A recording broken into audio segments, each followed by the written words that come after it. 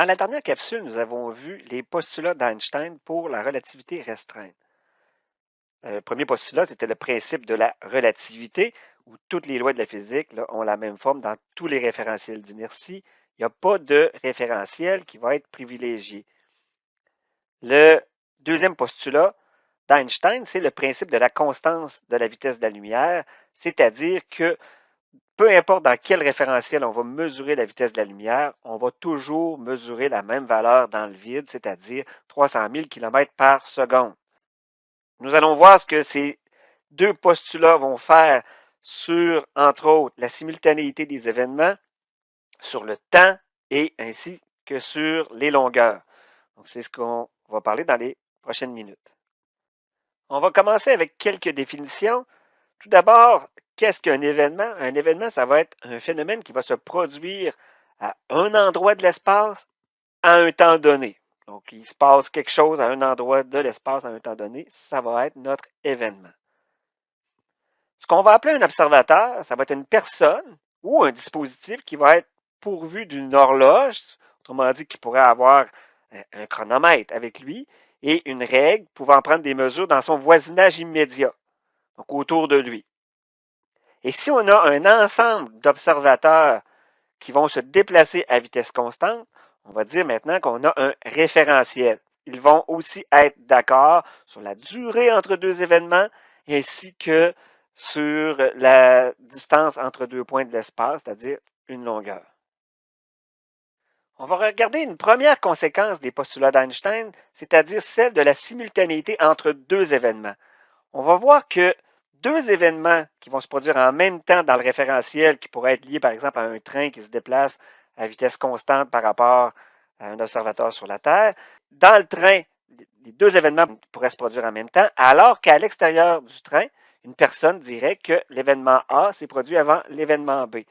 Donc, ce qu'on va faire, on va s'imaginer que la personne qui est dans le train ici va avoir une source ponctuelle de lumière et elle va allumer la lumière. Et quand la lumière va toucher chaque côté du train, à ce moment-là, on va voir que les deux événements vont être simultanés. Hein? On a vu les deux flashs arriver en même temps sur chacun des côtés du train.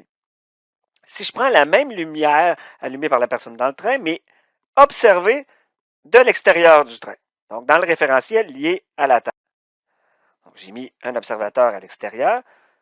On a encore le train qui va se déplacer et là, on va allumer la lumière au moment où il va passer vis-à-vis l'observateur sur Terre et on voit que les événements n'ont pas eu lieu en même temps.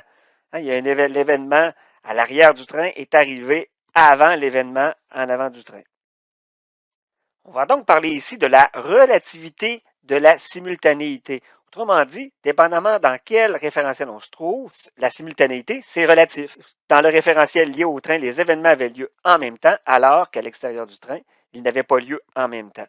Qui a raison? En fait, les deux. Parce que le premier postulat d'Einstein dit qu'il n'y a pas un référentiel qui est privilégié. Donc, les gens à l'intérieur du train ont vraiment mesuré que les événements étaient simultanés, mais pas pour ceux à l'extérieur du train. C'est vraiment le principe de la constance de la vitesse de la lumière qui est à l'origine du fait que les personnes à l'intérieur du train voyaient des événements simultanés, alors que ceux à l'extérieur ne voyaient pas les événements simultanés. Parce que comme la vitesse de la lumière était la même dans les deux référentiels, ça faisait en sorte que le faisceau frappait l'arrière du train dans un cas avant, alors que dans le train, c'était en même temps. Bon, maintenant, on va regarder les effets que ça va faire aussi sur le temps, justement. Qu'est-ce qui va arriver à notre notion du temps à partir de la théorie de la relativité restreinte d'Albert Einstein? On va s'imaginer une personne, encore une fois, dans un train, qui va allumer une flashlight vers le plafond. La lumière va frapper le plafond et va revenir là, vers le sol. Si on regarde le temps que la lumière va prendre pour se rendre jusqu'au plafond pour l'observateur dans le train.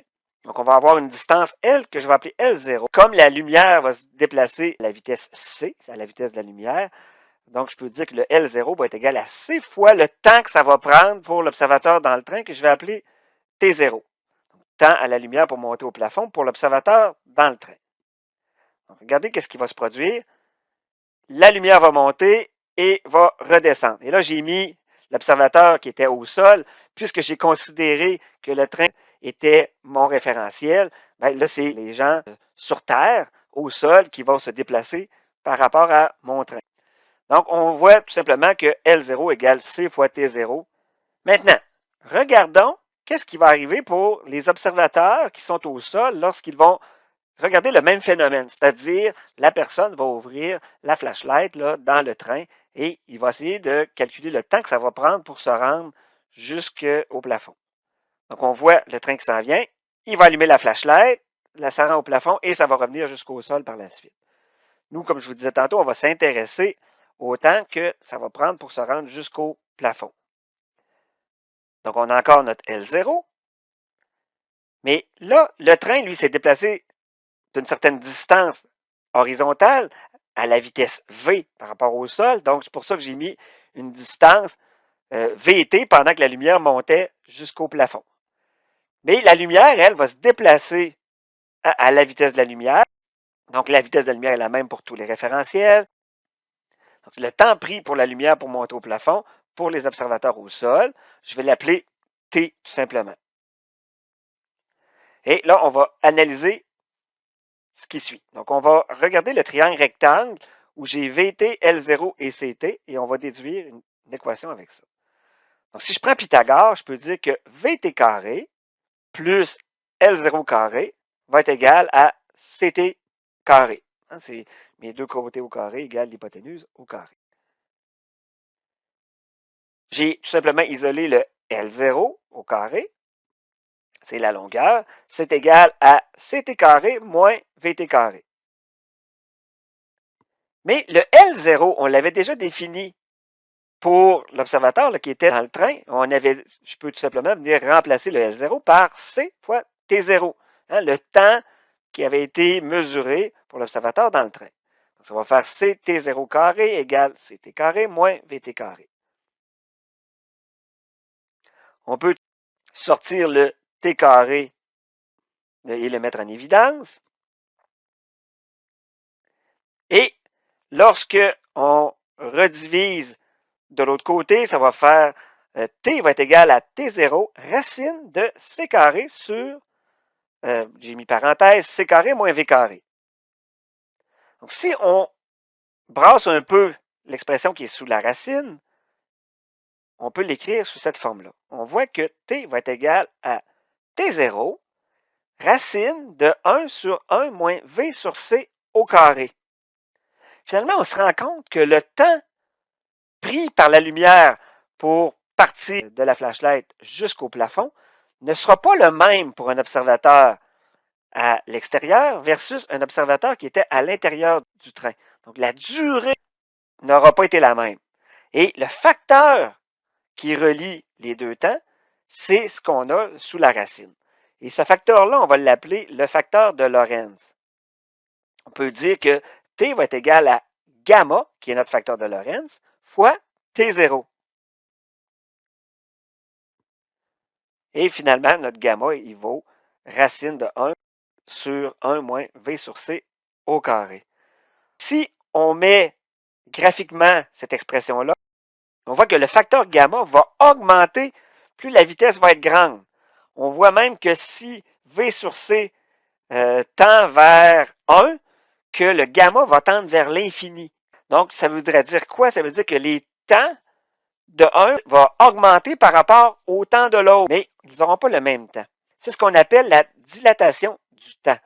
Donc, quand on va avoir un référentiel qui va être en mouvement par rapport à notre référentiel, qui serait considéré au repos, à ce moment-là, on va voir que le temps va être plus long. Donc, les durées vont être plus longues dans le référentiel qui va être en mouvement par rapport à nous.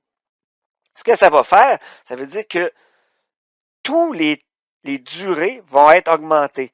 C'est-à-dire, la seconde ne durera plus une seconde. Ça pourrait durer, par exemple, 1,25 secondes. Ça pourrait durer 2 secondes, 10 secondes. Et même, ça pourrait tendre vers l'infini. Le temps pourrait même s'arrêter. Mais on va voir par la suite que la personne qui se déplace dans le train, par exemple, par rapport au sol, lui, ses secondes sont exactement les mêmes. Ça va être pour ceux qui sont à l'extérieur, par exemple, du train, ils vont voir le temps s'écouler beaucoup plus lentement pour la personne qui est à l'intérieur. Donc, chaque battement de cœur va être ralenti quand mesuré dans le référentiel qui va être lié au sol, par exemple. Comme je disais, le gamma s'appelle le facteur de Lorentz. En conclusion, deux horloges A et B séparées dans l'espace enregistrent entre deux événements un intervalle de temps plus grand que l'intervalle enregistré par une seule horloge se déplaçant de A vers B présent aux deux événements. C'est ce qu'on appelle la durée, l'intervalle T. Donc, on va dire que T va être égal à gamma fois T0. Ici, j'ai mis un aperçu de comment évolue le facteur de Lorentz en fonction du rapport entre la vitesse et la vitesse de la lumière. Par exemple, si on a un vaisseau spatial qui se déplaçait, par exemple, à 0,6 fois la vitesse de la lumière, donc à 60% de la vitesse de la lumière, le facteur gamma serait de 1,25. Ça veut dire que le temps s'écoulerait 1,25 fois moins vite pour les gens dans le vaisseau par rapport à des observateurs qui seraient situés au sol. Encore une fois, les gens dans le vaisseau, la seconde durerait exactement le même temps. Mais pour les observateurs liés au sol, ça donnerait 1,25 secondes. Mais plus on s'approche, plus ça monte de façon vertigineuse. Donc, lorsqu'on est à 0,98, le gamma vaut 5. Donc, chaque seconde va durer 5 secondes. À 99,5%, ce serait facteur 10, et ainsi de suite. À 0,9992, ça fait 25. Et plus on s'approche de 1, plus ce facteur gamma-là augmente jusqu'à atteindre l'infini à la limite. Puisque tous les référentiels sont équivalents, qui possède le temps propre, c'est-à-dire le temps T0, et qui posséderait le temps T, qui serait un temps, entre guillemets, là, impropre ou non propre dans cette situation-là. Ça va être important. Je vais vous montrer une méthode pour bien déterminer qui possède le temps propre, et c'est la clé dans les exercices. Si vous allez être capable de vous démêler avec ça, de bien déterminer qui possède le temps propre, c'est majeur pour bien réussir. Le temps propre, ça va être quoi? C'est l'intervalle de temps T0 entre deux événements mesurés dans le référentiel de l'horloge. C'est-à-dire, pour que l'horloge puisse mesurer les deux événements, les événements doivent se produire au même endroit dans le référentiel. Le temps doit être mesuré par le même observateur. Donc, on s'imagine qu'on est dans un référentiel ou dans l'autre. On essaie de voir ce qui va se passer. Et il faut que ce soit la même personne qui mesure les deux événements, c'est-à-dire le début et la fin, par exemple, du passage d'un vaisseau spatial devant une tour. Okay? C'est ce qu'on va regarder là, juste après. Si ça prend plus qu'une personne dans notre référentiel pour mesurer l'intervalle de temps, à ce moment-là, on n'aura pas le temps propre. Donc, prenons par exemple un vaisseau spatial qui va passer devant l'Empire State Building. Donc, on veut savoir combien ça va prendre de temps pour le vaisseau à passer devant. On va se mettre du côté des gens qui sont dans le vaisseau et du côté des gens, par exemple, qui seraient dans la tour. Donc, j'avance le vaisseau. Donc, le devant va passer et ensuite l'arrière. Donc, pour les gens dans le vaisseau, s'ils veulent savoir combien de temps ça a pris pour passer devant l'Empire State Building, là, à un moment donné, le devant va arriver et la personne qui est en avant va dire « Ça y est, j'ai passé devant. » Mais là, après ça, il est trop tard. Cette personne-là est plus là, elle est déjà passée. Ça va être quelqu'un à l'arrière du vaisseau qui va dire « Stop, je viens de passer de l'autre côté. » Ça veut dire que les gens dans le vaisseau n'ont pas le temps propre. Parce que ça a pris deux personnes pour être capable de mesurer l'intervalle de temps pour passer devant la tour. Si je me mets maintenant du point de vue, de la tour, je vais avoir une personne, par exemple, qui pourrait être assis ou l'antenne, et lorsque le devant va passer, il va dire le début et la fin avec le même chronomètre. Donc, c'est la même personne qui a chronométré le début et la fin. Donc, dans ce cas-ci, c'est la personne dans la tour qui aurait le temps propre. Prenons un autre exemple. Le même vaisseau spatial va passer devant un terrain de football. Donc, qui a le temps propre et qui ne l'a pas pour savoir le temps que ça va prendre pour passer devant le terrain en question. Vous allez voir, c'est pas toujours évident. Il faut vraiment faire l'exercice. Il ne faut pas se dire « Ah, c'est celui qui est en mouvement là, par rapport à nous qui l'a ou qui ne l'a pas. » Il faut vraiment raisonner comme je vous ai dit tantôt. Donc là, si on se met du point de vue des gens qui sont dans le vaisseau va passer. Donc le début est là et la fin est là. Donc ça peut être la même personne qui chronomètre le début, c'est-à-dire le passage du début du terrain et le passage de la fin du terrain.